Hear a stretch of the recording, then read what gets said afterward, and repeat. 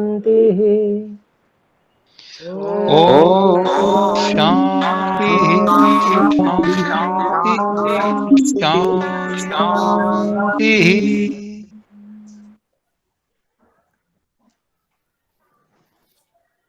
तो आइए आज हम पहली कक्षा जो यजुर्वेद मंत्रोच्चारण की है उसको आरंभ कर रहे हैं। कुछ सामान्य बातें मैं आपको बता दूं और अपने लोगों को इसका महत्व भी समझना चाहिए। वेद परमात्मा की वाणी है, ईश्वर की वाणी है। ईश्वर ने सृष्टि के आरंभ में ही 4 वेदों का ज्ञान अग्नि, वायु, आदित्य और अंगिरा इन 4 ऋषियों के हृदय में प्रकाशित किया था। वही वेद ज्ञान श्रुति के माध्यम से अर्थात सुनते याद करते और सुनाते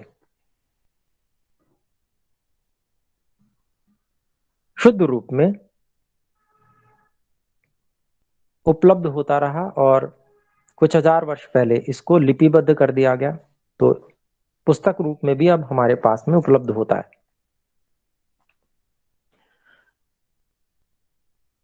तो ये समझना कि लिपिबद्ध करने की आवश्यकता क्यों पड़ी,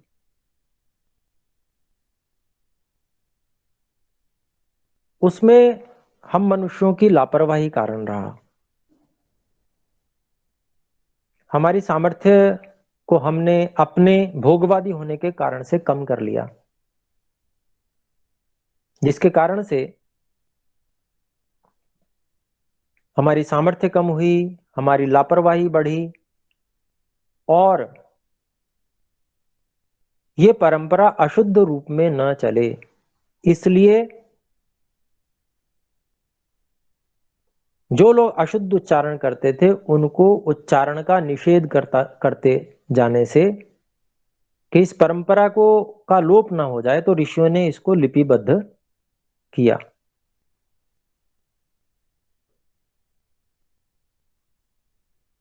तो लिपिबद्ध रूप में आज ये शुद्ध रूप में हमें उपलब्ध होती है और साथ में बहुत से ऐसे ब्राह्मण परिवार जिनके जीवन का ही एकमात्र लक्ष्य होता है वेदों की रक्षा करना, उनके घर जो संतान जन्म लेती है उसको बचपन से एक ही बात बताई जाती है कि हमारा जन्म ही इसीलिए हुआ है, ईश्वर ने हमारे को जन्म ही इसलिए दिया है कि हम वेदों की रक्षा करें। उसके लिए हमको वेद स्मरण होने चाहिए। उसको अनेक प्रकार के पाठों में, पद पाठ, घटा पाठ, जटा पाठ इत्यादि अनेक प्रकार के पाठ होते हैं। उनके रूपों में अलग अलग वेद पाठी ब्राह्मणों की परंपराओं, कुल परंपराओं में इनको जीवित रखा गया। परंतु वो परंपराएं दाक्षिणात्य ब्राह्मणों की बहुत थोड़ी बची हैं, बहुत कम है, पर हैं। हम लोगों का उत्तरदायित्व क्या बनता है? हम भी ईश्वर की संतानें हैं, परमात्मा परम पिता है,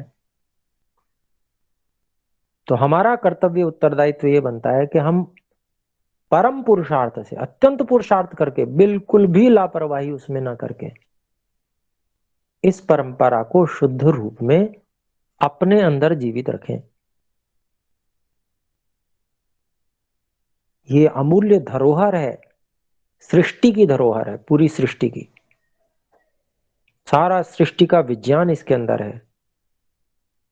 और जब सृष्टि परमात्मा ने बनाई तो साथ में ये वेद का ज्ञान इसलिए दिया कि जिससे हम लोग इस सृष्टि को ठीक प्रकार से उपयोग कर पाए। सारा ज्ञान विज्ञान, इसके रखरखाव से लेकर इसके उपयोग तक, और इससे जिस लिए जन्म मिला है उस लक्ष्य तक पहुंचने के लिए जो साधन है, किस तरह से वो मार्ग तय किया जाता है, ये सब कुछ यहाँ पर परमात्मा ने इन वेदों में हमें बताया है। तो इतना महान ज्ञान विज्ञान जिससे जीवन सफल हो सकता है, उस महान ज्ञान विज्ञान की सुरक्षा करना हम सबका कर्तव्य है।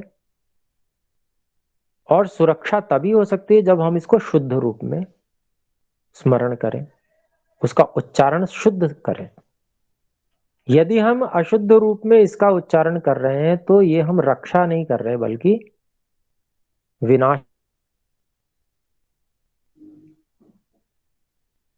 शुद्ध उच्चारण कर रहे हैं तो हम पुण्य के भागी हैं, और अशुद्ध उच्चारण कर रहे हैं तो ये महापाप के भागी भी हैं। तो इसलिए बहुत सावधानी से अपने लोगों को वर्णोच्चारण शिक्षा, जो महर्षि पाणिनि जी की बनाई हुई है, महर्षि दयानंद सरस्वती जी ने उसका हिंदी में भी भाष्य किया हुआ है, उसको हम लोगों को बहुत सावधानी से पढ़ना चाहिए। और एक एक वर्ण के विषय में पूरा विज्ञान उसमें बताया गया है, कैसे उसको बोलना है, कौन सा स्थान होगा, क्या उसमें साधन करण होगा, जिह्वा आदि, जिह्वा आदि का कौन सा भाग कितनी मात्रा में स्पर्श करेगा, कितनी जोर से स्पर्श करेगा। उदाहरण तक दिए गए हैं कि रुई के गोले के समान स्पर्श होगा, या लकड़ी के हथौड़े से जैसे चोट पड़ती है उस तरह का स्पर्श होगा, या लोहे के हथौड़े से जैसे चोट पड़ती है उतनी तेज स्पर्श होगा, तब उस वर्ण का उच्चारण होगा। वर्ण का पूरा विज्ञान, एक एक शब्द का कैसे बोलना, कितना बोलना, पूरा का पूरा वहां पर वर्णोच्चारण शिक्षा में अपने को ऋषियों ने दिया हुआ है। और उसका कारण यही है, इतनी सूक्ष्मता से बताने का हेतु ही यही है कि हमको वेद पढ़ना है। वेद के जो शब्द हैं, वर्ण हैं, उनके उच्चारण में कोई त्रुटि ना हो जाए, वो सटीक होनी चाहिए। उसकी सटीकता के लिए इतनी सूक्ष्मता से वहां अध्ययन कराया गया है। सामान्य रूप से हिंदी पढ़ते हैं, हिंदी में वर्णोच्चारण कराया जाता है, सिखा दिया जाता है, ऐसे बोलो, बोल लेते हैं।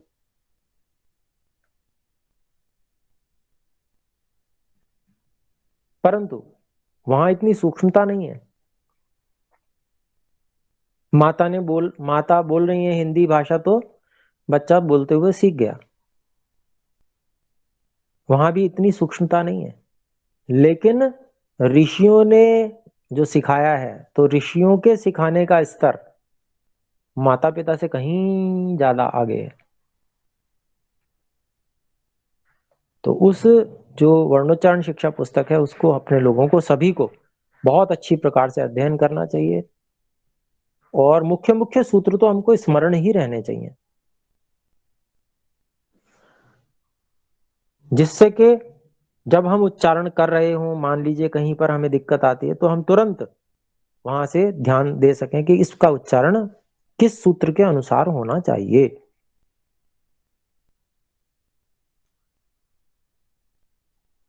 दूसरी बात, वर्णोच्चारण शिक्षा संबंधी ही कि हम लोग जब उच्चारण करते हैं तो अनेक जगह हम में से कुछ ह्रस्व को दीर्घ उच्चारण कर लेते हैं, दीर्घ को ह्रस्व उच्चारण कर लेते हैं। हिंदी में चल भी जाता है अनेक जगह, कोई बात नहीं, सुन लिया जाता है, पर वेद में ऐसा नहीं चलेगा।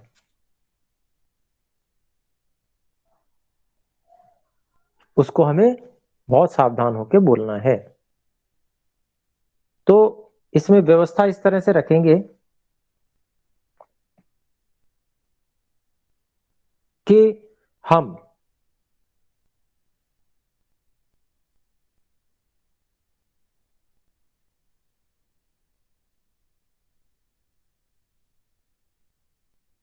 इस एक एक मंत्र को सुनेंगे, फिर इसमें सबसे पहले हम केवल एक श्रुति में सुनेंगे। मतलब जैसे मैं मंत्र को बोलता हूं, बहुत धीरे धीरे बोलूंगा, जिससे सभी लोग उसको म्यूट रख के साथ में बोल सकें। आपके और हमारे पास में ग्रुप में उसकी फोटो भी आ गई है, जिनके पास में मैं समझता हूँ पहुंच गई होगी।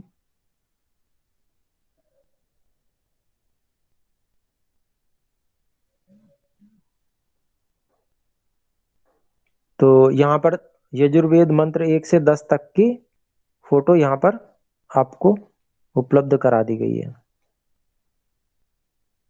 इसे खोल सकते हैं पीडीएफ को, और इसमें दिखा भी रहे हैं, यहाँ पर स्क्रीन शेयरिंग हो रही है।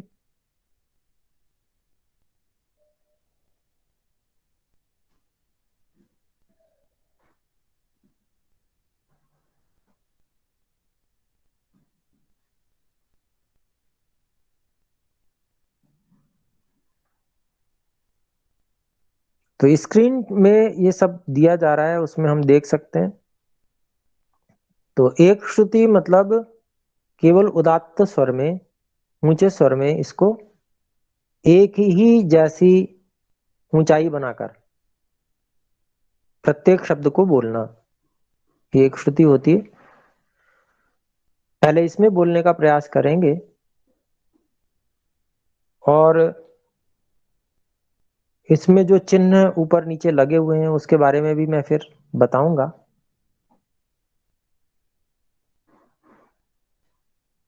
जब हम धीमे स्वर से बोलेंगे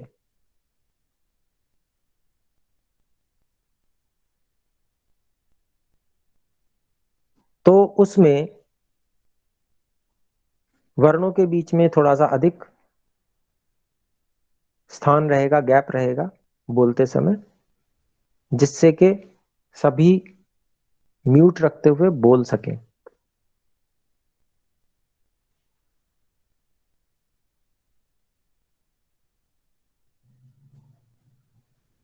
ध्यान देने योग्य बात एक और है,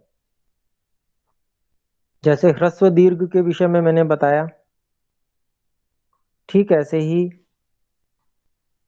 जहां पर संयोग होता है, संयोग कहते हैं दो व्यंजन जिनके बीच में कोई स्वर न हो, ऐसे व्यंजन आ जाते हैं।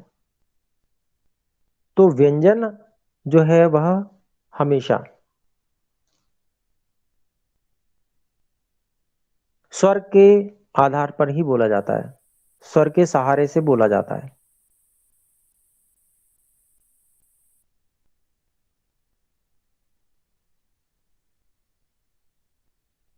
तो जहां पर ऐसे संयुक्त व्यंजन आ गए, जहां पर मान लीजिए दो तीन इस प्रकार के भी हो सकते हैं, दो हों तो ध्यान ये रखें कि हम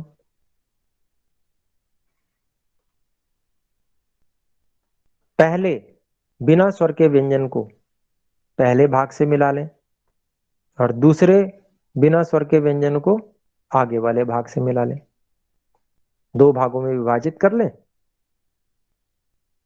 तो इस प्रकार से हम बोल पाएंगे।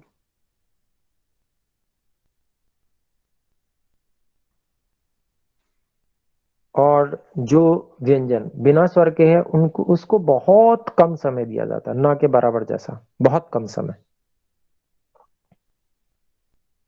इसके अलावा इसी प्रकार का संयोग परे हो और उससे पहले ह्रस्व स्वर हो, तो वह गुरु होता है, और उस पर कुछ दबाव भी दिया जाता है। जैसे सत्य, इसमें तकार और यकार इन दोनों का संयोग है। इससे पहले सकार में आकार भी है, उस आकार को थोड़ा दबाया जा रहा है, सत्य ऐसे करके। और नहीं तो अगर हम नहीं दबाव देंगे तो कैसे बोला जाएगा, सत्य। तो व्यवहार में भी जब हम बोलते हैं तो ऐसे ही बोलते हैं, सदा सत्य बोलो, सदा सत्य बोलो, ऐसा कोई भी नहीं कहता। तो व्यवहार में भी हम देखते हैं कि वहां पर जहां संयोग है, व्यंजनों का संयोग परे है, उससे पहले थोड़ा सा हल्का दबाव देके बोला जाता है, जिससे कि उच्चारण स्पष्टता हो जाए। तो इसी तरह से हम यहाँ भी ध्यान देंगे। ह्रस्व जो ऐसा है जिसके परे में व्यंजनों का संयोग है, उस ह्रस्व को थोड़ा सा दबाव भी देंगे। तो ये बात सबको समझ में आ गई होगी। इन बातों में से कोई बात समझ में ना आई हो तो पूछ भी सकते हैं। इसमें हाथ है, उसको हाथ खड़ा करेंगे तो मुझे समझ में आएगा कि आप पूछना चाहते हैं, नहीं तो फिर मैं आगे इसका पाठ प्रारंभ करता हूँ। तो हम में से कोई हाथ तो खड़ा नहीं कर रहे हैं, मैं समझता हूँ नहीं कर रहे हैं। तो आइए हम पहले मंत्र को बोलना आरंभ करेंगे। आप सब म्यूट पे ही रहकर बोलेंगे।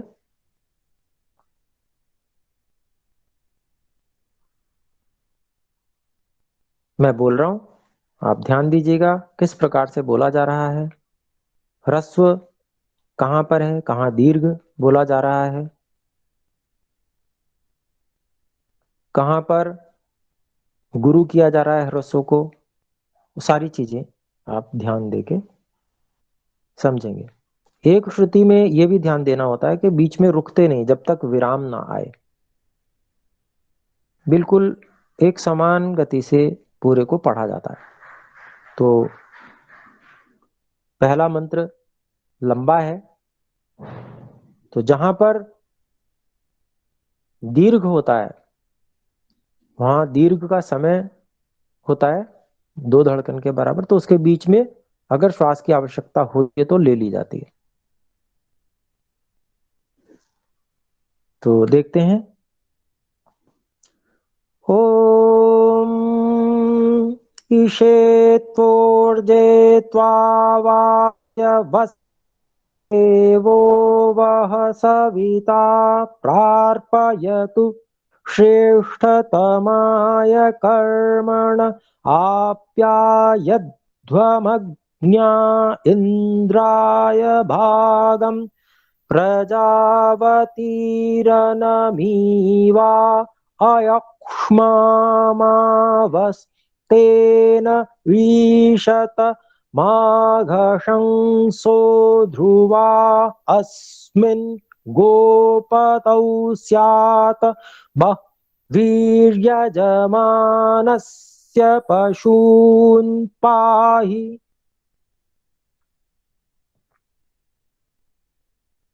छंद में एक नियम है कि जो अंतिम अक्षर अगर उसमें ह्रस्व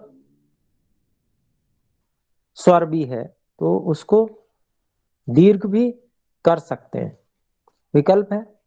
अनेक लोग करते भी हैं। और हम अगर शुद्ध बोल सकते हैं, रुक सकते हैं तो रुक जाना चाहिए। तो ये पहला मंत्र मैंने पढ़ा।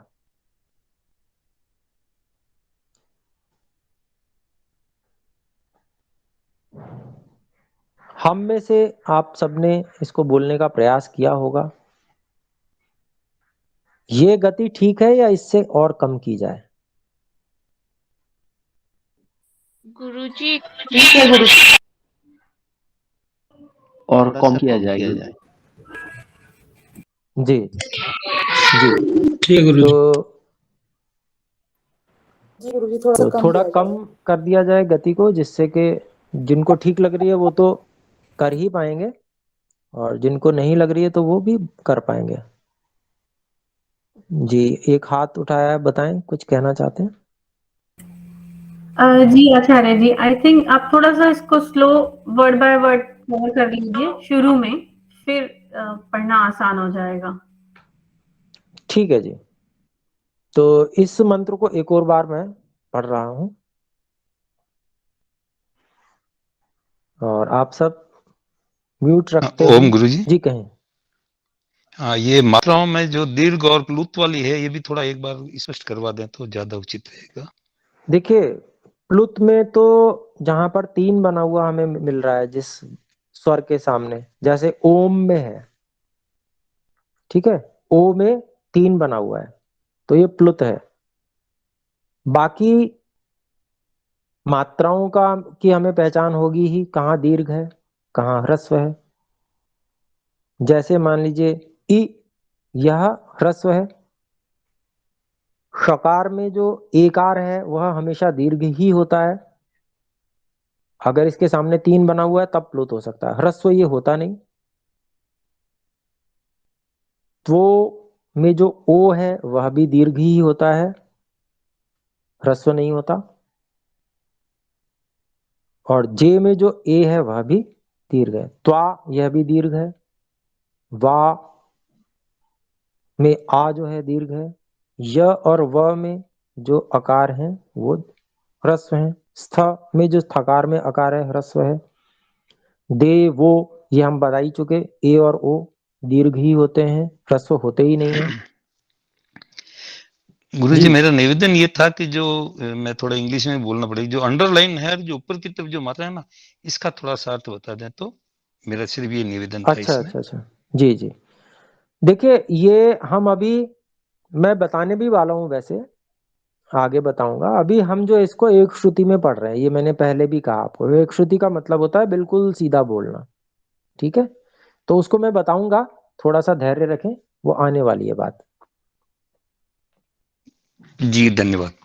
जी तो अभी हम पहले देखिए क्या है ना कि वो स्वर लगाकर बोलना आप मतलब सामान्य जो संगीत जानते हैं उनके लिए भी कठिन हो जाता है, उसके लिए बहुत अभ्यास की आवश्यकता होती है। और सामान्य एक स्वर से बोलना तो सभी के लिए आसान रहता है। तो पहले आसान काम, उसके बाद में फिर स्वर लगाना भी बता दूंगा। तो इस प्रकार से हम देखते हैं, एक बार मैं फिर से बोल रहा हूं इस मंत्र को, और आज एक ही मंत्र हम लेकर चलेंगे और इसी मंत्र का अभ्यास करेंगे।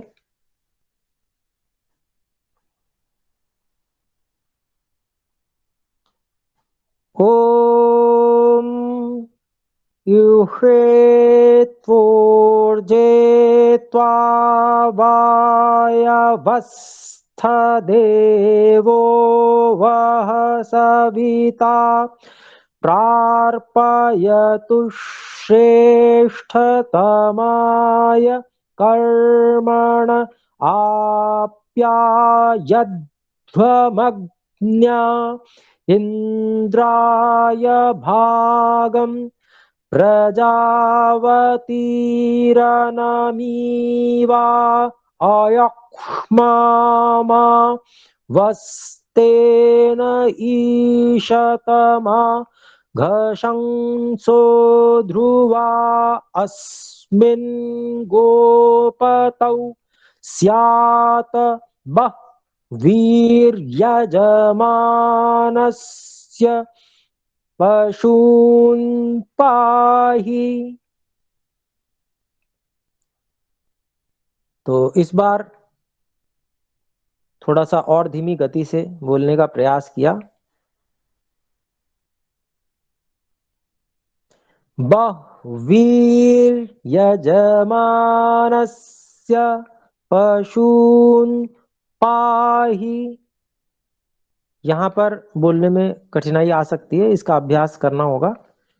बह्वीर्यजमानस्य, क्योंकि ब में थोड़ा दबाव देना, अकार में हकार और वकार का संयोग है, और यहां पर वी में दीर्घ ई की मात्रा है, तो उसको 2 मात्रा 2 धड़कन के बराबर बोलना है, ये अपने को ध्यान में रखना होगा। तो बोलने का ये ढंग रहेगा। और ऐसे कुछ मंत्र मैं आपको बुलवाता हूं पहले एक श्रुति में, अगली बार हम कुछ और अधिक मंत्रों को भी करेंगे, और इसका अभ्यास हम बहुत अच्छे से करें, इसमें कोई भी त्रुटि न रह जाए हमारे लिए।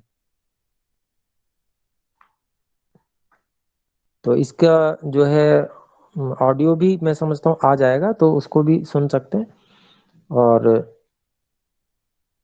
इसका हम अभ्यास करें। और कोई बात कहना चाहते हैं इसके अलावा, कह सकते हैं। हाँ गुरुजी, जी बोलिए। गुरुजी, हाँ अपने एक शब्द को अस्मिन गोपतो, इसका जो अ का जो शॉर्ट साउंड एंड प का जो साउंड उसको लोप करके आप बता दें कैसे डिफरेंस होता है, तो देखिए मुझे अ अंदाज जो हो है जाएगा। आगे सकार और मकार का संयोग है, इसलिए अ पे थोड़ा दबाव देके बोला जा रहा है, अस्मिन ऐसे बोला जा रहा है। इसी के लिए पूछ रहे हैं आप? हाँ, जो वो अंडरस्कोर जब नहीं रह सकते तब ये उच्चारण कैसा होता? हाँ, नहीं ये जो नीचे की तरफ लाइन है इसको ध्यान नहीं दे रहे हैं हम अभी। इसके विषय में यही तो मैं कह रहा था कि ये जो नीचे की लाइन ऊपर की लाइन जो अतिरिक्त लगी हुई है ना, ये हाँ, स्वर हैं।